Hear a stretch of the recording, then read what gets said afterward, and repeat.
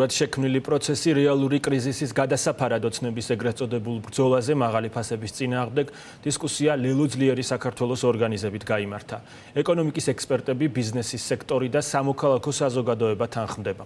ოცნებამ სავარაუდოდ შიდა კვლევებითაც დაინახა მოსახლეობის მზარდი პროტესტი გაძვირებული ცხოვრების გამო და ამხლა ამ მუხტის დასაწყობად ფასადური პროცესი წამოიწყო.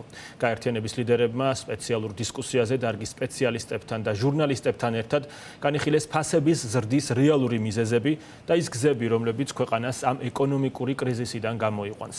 მარიამ ლეკიაშვილი ესაუბრა ამ შეხვედრის მონაწილეებს, რომელიც ფორმულას პირდაპირ ეთერს უერთდება.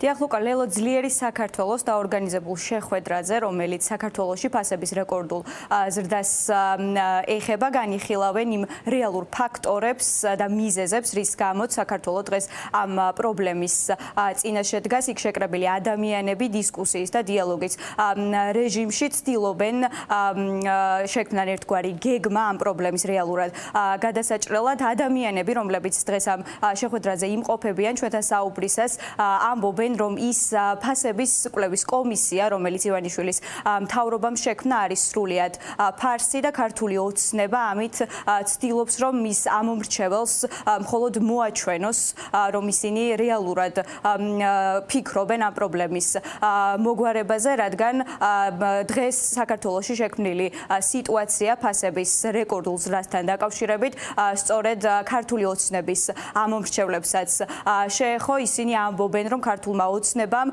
ჩაატარა საკუთარი კვლევა და ახლა მათ მიერ შექმნილ რაღაც მოჩვენებით ფასების კვლევის კომისიით ცდილობს, რომ საქართველოს საზოგადოებას მოაჩვენოს, თითქოს ისინი რეალურად ფიქრობენ ამ პრობლემაზე. აქ შევიკრიბეთ ის ადამიანები და შეიკრიბნენ ძირითადად ის ადამიანები, რომლებსაც ბევრად უკეთესად და ფუნდამენტურად ესმით ეს საკითხი, შეუძლიათ პრობლემის იდენტიფიცირება და მსჯელობა რეალურ გამოსავალზე ამ ვითარებიდან, არა დატერორება მეწარმეების, ბიზნესმენების, შემომტანების, რასაც ეს კომისია აკეთებს და არა ის სამარცხვინო მართლა რაღაცა ინტელექტუალური დეგრადაცია, რომელიც იქ ხდება, არამედ რეალურად ლაპარაკი იმაზე, თუ რა მოგვიყვანა აქამდე, რამ გამოიწვია საქართველოში გარკვეულ საშუალო პროდუქტებზე 500%-იანი ფასების ზრდა, რომელიც ყველაფერი არის უგუნური, აბსოლუტურად უპასუხისმგებლო პოლიტიკური ხელმძღვანელობის მართლობის შედეგი 14 წლის მანძილზე. როგორც ჩანს, ქართულმა ოცნებამ საბოლოო ჯამში ჩაატარა რაღაცა კვლევა, რომელსაც ხშირად ატარებენ. ბევრ პარტიას აღარ დარჩა იმის ფული, რომ კვლევები ჩაატაროს, მათ ჩაატარეს ალბათ კვლევა და როგორც ჩანს, საკუთარ მომხრეებშიც კი აღმოჩნდნენ გაგიკვირდება და ადამიანები, რომლებიც უკმაყოფილო არიან ამ ფასების ზრდით და შესაბამისად მთავრობა, რომელიც თავის მომხრეებს ხომ მაინც უნდა აჩვენოს მისი პროპაგანდისტული არხებიდან რომ რაღაცას აკეთებს.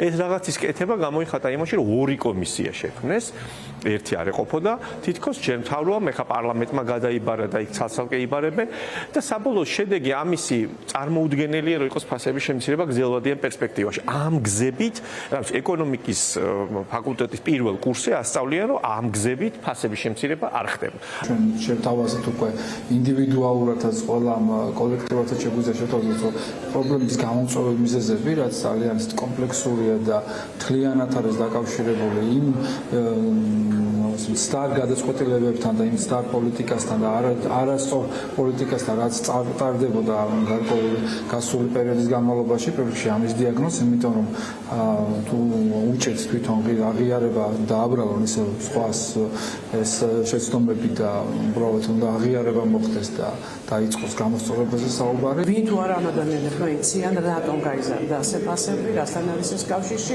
რა თქმა უნდა, ჟურნალისტები ძალიან დაინტერესებულები ვართ ამ თემით, სულ ყოველთვის უნდა გავანებოთ.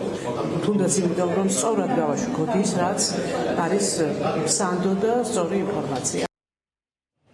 ძლიერი საქართველოს საზოგადოებას გააცნობს იმ გეგმის შესახებ, რასაც დღეს იქ შეკრებილი ადამიანები მოითათბირებენ, ასევე ლელო ძლიერი საქართველოს საზოგადოებას წარუდგენს იმ ცვლილებათა პაკეტს, რომლის მიხედვითაც შესაძლებელი იქნება ამ პრობლემის რეალურად გადაჭრა. შეგახსენებთ, რომ დღევანდელ შეხვედრას ლელო ძლიერი საქართველოს წარმომადგენლებთან ერთად ესწრებიან ბიზნეს სექტორის წარმომადგენლები, ასევე ეკონომიკის ექსპერტები, სამოქალაქო საზოგადოების წევრები და ჟურნალისტები.